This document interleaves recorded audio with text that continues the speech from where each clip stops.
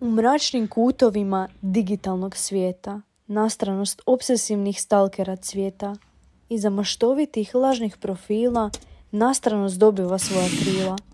Znatiželja, iznude, laži i manipulacija, spremno za praćenje i onda akcija.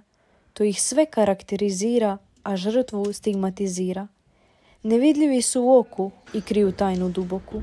Uvijek prisutni, život nam truju, skriveni, nevidljivi, strahote nam kuju. S njima zavist i zlostavljanje putuju, a ljubomora i mržnja se bratski rukuju.